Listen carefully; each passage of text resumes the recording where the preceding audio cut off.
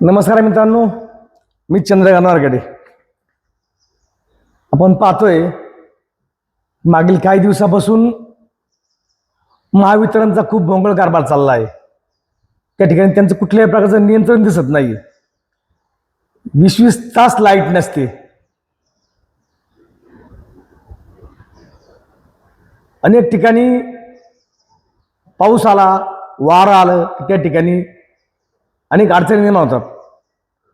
मुळामध्ये या सर्व गोष्टीची कल्पना महावितरणाला असते.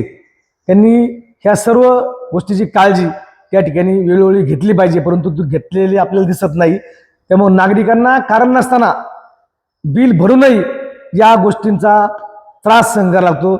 रात्रभर काही ठिकाणी काल किस्तन सगळ्या गावामध्ये रात्रभर लाईट नव्हती.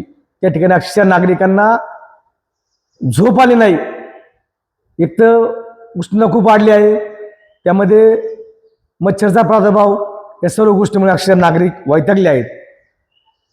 त्यामुळे माझी एक नागरिकांना विनंती आहे की तुमच्या काळामध्ये आपण महावितरणला जाब विचारला पाहिजे.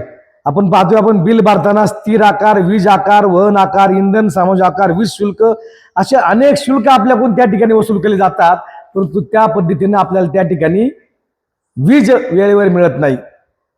मित्रांनो, कायद्यामध्ये अशी तरतूद आहे, 1 तास जरी वीज गेली तर 1 तासाचे 50 रुपये महावितरणने आपल्याला भरपाई द्यायची आहे. कारण आपण महावितरण आपल्याला काय वीज फुकट देत नाही किंवा वीज देऊन आपले उपकार करत नाही.